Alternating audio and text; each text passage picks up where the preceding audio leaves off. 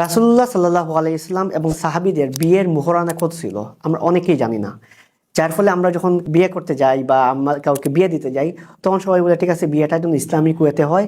Islamic ওয়েতে হওয়া মানে এবং সুন্নাহসম্মত হওয়া মানে আমরা ধরে নিই ফাতেমি মোহরানা, এবং ধরে নিই এইটাই বুঝি একমাত্র মোহরানার পদ্ধতি।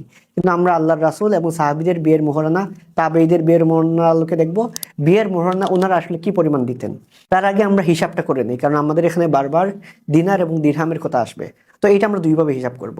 একটা হলো গিয়ে গোল্ড স্ট্যান্ডার্ড অনুযায়ী, আর একটা হলো গিয়ে পারচেজিং পাওয়ার অফ মানি, অর্থাৎ ওই যুগে এক দিনার দিয়ে কি কেনা যেত এবং আমাদের যুগে ওই প্রাইসটা দিয়ে কি কেনা যায় ওই হিসাবে। সাহাবীদের যুগে এক দিনার দিয়ে একটা ছাগল একটা ভেড়া কেনা যেত, অর্থাৎ এক দিনার ইকুয়াল টু একটা ছাগল বা একটা ভেড়া। এবং ওই যুগে আসলে স্বর্ণ এবং রূপার পার্থক্যটা অনেক কম ছিল।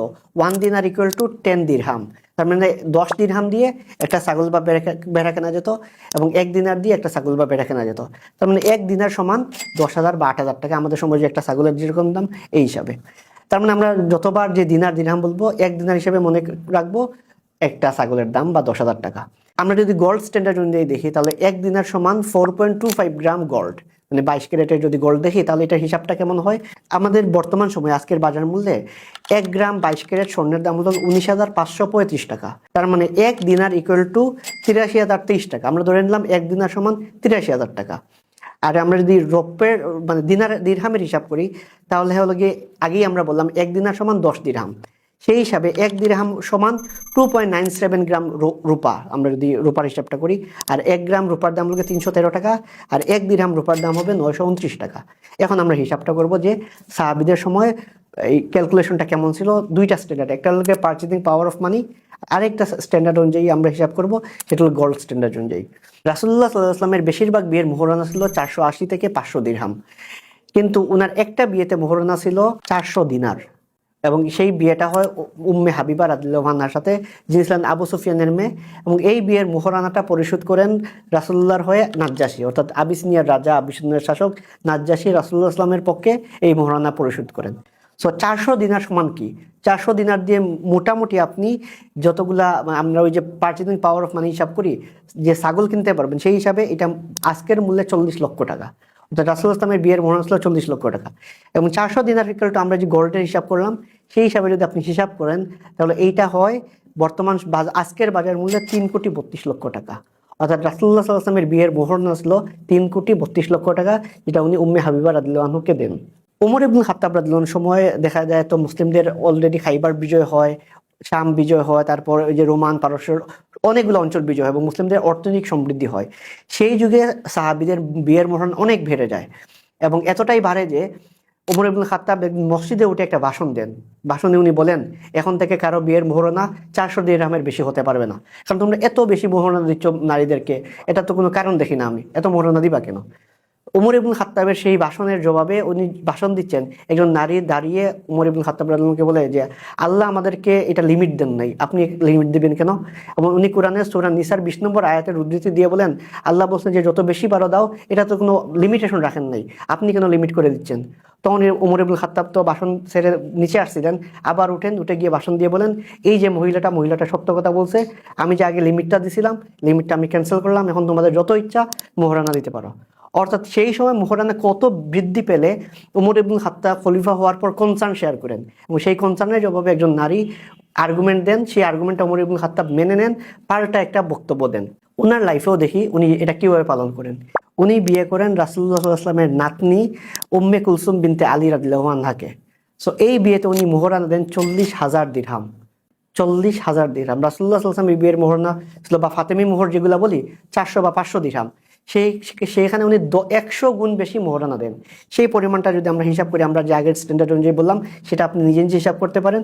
আমরা যদি একটা টাকার অ্যামাউন্টে বলি সেটা ছিল 3,71,60,000 টাকা মোহরানা হিসাবে দেন আজকের অ্যামাউন্ট অনুযায়ী। তবে সাহাবীদের যুগে ওনার বিয়ের মোহরানাটা কেমন ছিল। আমরা যদি দেখি সাহাবীদের মধ্যে সবচেয়ে ধনী ছিলেন আব্দুর রহমান ইবনে আউফ রাদিয়াল্লাহু আনহু। উনি ওনার ওয়াইফকে বিয়ের মোহরানা দেন 30,000 দিরহাম। 30,000 দিরহামকে যদি আমরা ক্যালকুলেট করি আজকের সময় অনুযায়ী, সেটা দ্বারা 2,78,70,000, 2,78,70,000 টাকা বর্তমান সময়ের হিসাব অনুযায়ী। আরেকজন সাহাবী ছিলেন সাবিত ইবনে কাইস রাদিয়াল্লাহু আনহু। উনি ওনার ওয়াইফকে একটা বাগান বাড়ি দেন চিন্তা করেন আমাদের সময় কেউ তার ওয়াইফকে ঢাকা শহরে বা এরকম কোথাও একটা বিশাল বাড়ি একটা উপহার দিল মোহরানা হিসাবে, সেটা অ্যামাউন্টটা কিরকম হবে?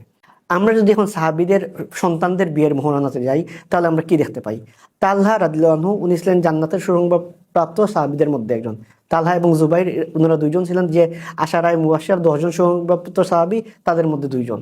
তো তালহা রাদিয়াল্লাহু আনহুর মেয়েকে বিয়ে দেন জুবাইর রাদিয়াল্লাহু আনহুর ছেলের সাথে। তালহা রাদিয়াল্লাহু আনহুর মেয়ের নাম ছিল আয়েশা বিনতে তালহা, এবং জুবাইর রাদিয়াল্লাহু আনহুর ছেলের নাম ছিল মুসাব ইবনে জুবাইর রাহিমাহুল্লাহ। ওনাদের দুজনের বিয়ে হয়।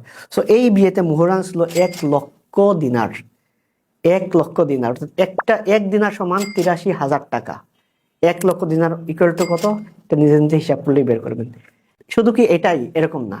এই মোহরানার ফলে ওই সময় কিন্তু অনেক আলোচনা উঠে, অনেক বিতর্ক উঠে যে এত মোহরানা উনি কেন দিচ্ছে ওনার ওয়াইফকে, কিন্তু ওনার সেই সামর্থ্যটা ছিল মোহরানা দেওয়ার। পরের যে বিতর্কটা উঠে, বিতর্কটা ওনারা কেউ পাত্তা দেন নাই। উনি ইন্তেকাল করেন। ইন্তেকাল করার পর আবার আয়েশা বিনতে তালহা ওনার বিয়ে হয়। এখানে বলে রাখা ভালো, ইবনে কাসির রাহিমাহুল্লাহ আল বিদায়া ওয়ান নিহায়াতে উল্লেখ করছেন, ওই সময়ের সবচেয়ে সুন্দরী নারী ছিলেন আয়েশা বিনতে তালহা। তো ওনার বিয়ের মোহরানা ছিল 1,00,000 দিনার। এখন দেখেন, ওনার হাজবেন্ড যখন ইন্তেকাল করেন, পরবর্তীতে আরেকজন যখন ওনাকে বিয়ে করেন, উনি ছিলেন উবাইদুল্লাহ আত-তামিমি। উনি যখন বিয়ে করেন, উনি ওনার ওয়াইফকে দেন 10,00,000 দিরহাম, অর্থাৎ ওই সময় যে হিসাবে 1,00,000 দিনার ইকুয়াল টু 10,00,000 দিরহাম, প্রায় সেম অ্যামাউন্ট। অর্থাৎ ওনার প্রথম বিয়েতে উনি পান 1,00,000 দিনার, পরের বিয়েতে পান 10,00,000 দিরহাম, যেটার ইকুইভ্যালেন্ট হলো গিয়ে 1,00,000 দিনার। তার মানে সেই অ্যামাউন্ট আপনি চিন্তা করেন, 1 দিনার দিয়ে বর্তমান সময়ে 83,000 টাকা। 1,00,000 দিনার ইকুয়াল টু কত? এটা হলো মানে একজন সাহাবী ওনার মেয়ের বিয়ের মোহরানা। আমরা এটা কি শুধুমাত্র একটা এক্সেপশনাল কেস? এরকম না। ওই যুগে যে বিয়ের মোহরানাটা বৃদ্ধি পায়, সেটার আর অনেক এক্সাম্পল আছে। আমরা যে বাংলাদেশের প্রেক্ষিতে বলি না সকিনা বিবি, তো এই নামটা আসে কোন কোন জায়গা থেকে? সেটা আসে রাসূলুল্লাহ সাল্লাল্লাহু আলাইহি ওয়াসাল্লামের একজন নাতি, ওনার মেয়ে, ওনার ওই নাম থেকে। ওনার নাম ছিল সুকাইনা বিনতে হুসাইন। তো উনি ছিলেন ওই যুগের সবচেয়ে সুন্দরী নারী, এবং প্রভাব প্রতিপত্তি সব দিক দিয়ে অনেক উন্নত। ওনার বিয়ে হয় মুসাব ইবনে জুবাইর রাহিমাহুল্লাহর সাথে। মুসাব ইবনে জুবাইর কে ছিলেন ওই যে যিনি আয়েশা বিনতে তালহা ওনাকে বিয়ে করেন। তো উনিও কিন্তু ওনার রাসূলুল্লাহ সাল্লাল্লাহু আলাইহি ওয়াসাল্লামের নাতির মেয়েকে যে বিয়ে করেন, উনিও আবার 10,00,000 দিরহাম ওনাকে মোহরানা হিসেবে দেন। আবার যদি দেখি ফাতিমা বিনতে হুসাইন রাদিয়াল্লাহু আনহু আরেকজন মেয়ে, ওনার বিয়ে হয় আব্দুল্লাহ ইবনে আমরের সাথে। উনি ওনার ওয়াইফকে, অর্থাৎ ফাতিমা বিনতে হুসাইনকে মোহরানা দেন 10,00,000 দিরহাম। আবার যদি দেখি যে সাহাবীরা বা সাহাবীদের ওয়াইফ, ওনারা কেউ বিয়ের মোহরানার ক্ষেত্রে বাড়ানো বা কমানোর ক্ষেত্রে ওনারা কোনো কনসার্ন শেয়ার করছেন কিনা যে আমার এই মোহরানা হবে না, এরকম একটা উদাহরণ পাই। ওনার নাম হলো সাফিয়া বিনতে আবু উবাইদ রাহিমাহুল্লাহ। উনি ছিলেন আব্দুল্লাহ ইবনে ওমর রাদিয়াল্লাহু আনহু ওনার ওয়াইফ, অর্থাৎ ওমর রাদিয়াল্লাহু আনহুর পুত্রবধূ। তো ওমর রাদিয়াল্লাহু আনহু যখন এই বিয়েটা ঠিক করেন, ঠিক করার পর উনি নিজেই ওনার পুত্রবধূর বিয়ের মোহরানা পরিশোধ করেন 400 দিরহাম। কিন্তু উনি, অর্থাৎ সাফিয়া বিনতে আবু উবাইদ, উনি ওনার হবু হাজবেন্ড ওনাকে জানান দেন যে আমার এই 400 দিরহামে আমার হবে না, মানে এটা অনেক কম হয়ে যায়। তখন আব্দুল্লাহ ইবনে ওমর রাদিয়াল্লাহু আনহু উনি আরো 200 দিরহাম অ্যাড করেন, অর্থাৎ 600 দিরহাম দিয়ে ওনাদের বিয়ে হয়। তার মানে চিন্তা করেন, ওই যুগেও নারীরা যে ওনার এই মোহরানায় হবে না, আমি আরো মোহরানা চাই, এইটার জন্য ওনারাও কিন্তু আর্গুমেন্ট করতেন বা ওনারা বার্গেনটা করতেন যে এই মোহরানায় আমার হবে না।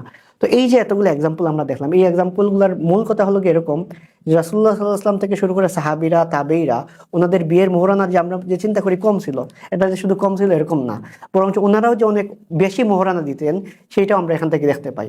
আর আমরা মনে করছি কি শুধুমাত্র ফাতেমি মোহরানা এটাই যদি দেয় এটাই ইসলামিক, আর বাকি বেশি হইলে এটা ইসলামিক।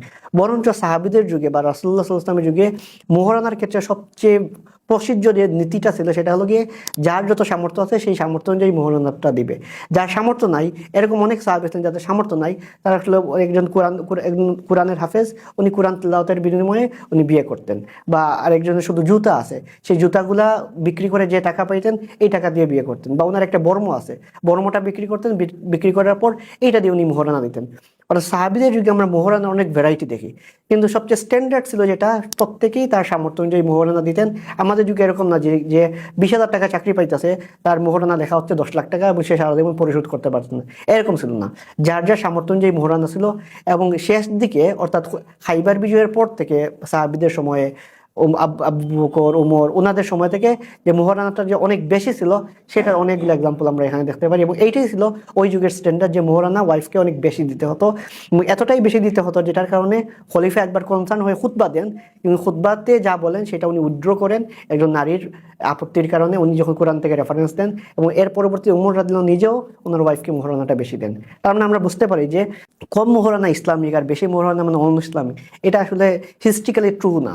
এবং রাসূলুল্লাহ সাল্লাল্লাহু আলাইহি ওয়াসাল্লাম এবং সাহাবীদের জীবনেও কিন্তু এই বৈচিত্র্যময় মোহরানা আমরা দেখতে পাই। কিন্তু আমাদের যুগে কি হয়, আমাদের যুগে দেখতে পাই যার সামর্থ্য নাই তার উপর মোহরানা, অনেক মোহরানা চাপানো হয়। আর আরেকটা প্রান্তিকতা দেখতে পাই যে কেউ যদি অতিরিক্ত মোহরানা চায় বা কোনো একটা ফ্যামিলি তার বংশগত মর্যাদার কারণে বেশি মোহরানা চায়, তাকে বলা হয় যে কাবিন ব্যবসায়ী থেকে শুরু করে আর অনেক কিছুই। কিন্তু যে যা সামর্থ্য অনুযায়ী সে তার একজন নারী হিসাবে যে তার বংশমর্যাদা থেকে শুরু করে সবকিছু সে মোহরানা যতটুকু চাওয়ার চাইবে, এবং একজন পুরুষ তার সে মোহরানা দিবে কিন্তু তার সামর্থ্য অনুযায়ী। এইটা সমাজের যে বার্ডেন চাপানো এই অনুযায়ী হবে না। তো আমাদের আশা করি এই ভিডিও বা এই আলোচনা থেকে অনেকেই এই জিনিসটা বুঝতে পারবেন যে কম মোহরানা মানে ইসলামিক আর বেশি মানে অন ইসলামিক, এরকম না, বরং প্রত্যেকের মোহরানা যেন হতে হবে তার সামর্থ্য অনুযায়ী।